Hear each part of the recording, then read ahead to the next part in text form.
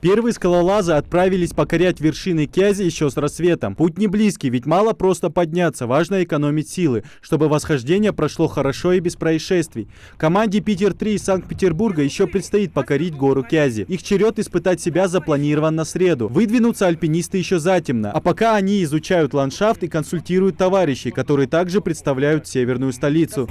Вот он говорит, что вы были где-то здесь. Ты меня можешь ориентировать, где вы были?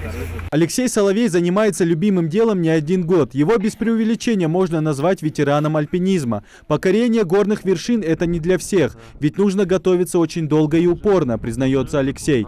Заявить о себе на чемпионате страны для него дело обязательное, ведь где, как не в гордой Ингушетии, проверить свои способности. Особенно здесь, да, в Ингушетии у нас скальные маршруты, ты должен уметь лазать, вот. А при лазании очень сильно напрягаются предплечья, вот.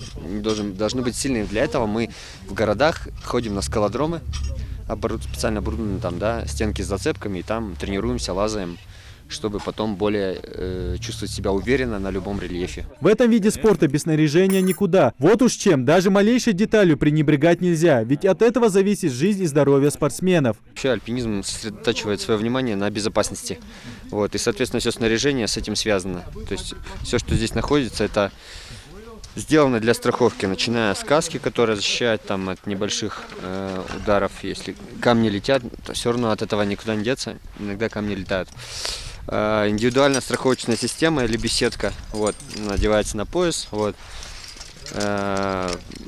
Различные петли. На чемпионат России съехались 18 команд из 15 регионов страны. Покорить Кязи задача непростая, ведь ландшафт очень сложный, а горная погода непредсказуема. Частый туман и снег могут сильно усложнить задачу альпинистам. Вот это мы видим две горы, она называется Кязи. Кязи центральная, Кязи главная. Вот.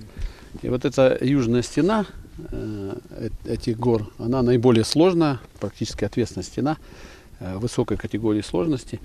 На этих стенах проложено уже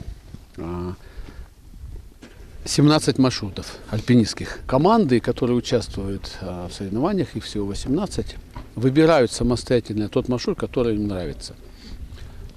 Желательно, чтобы он был как можно сложнее, чтобы рейтинг его был выше, но опять же, чтобы они могли пролезть. То есть они должны соотносить со своими силами.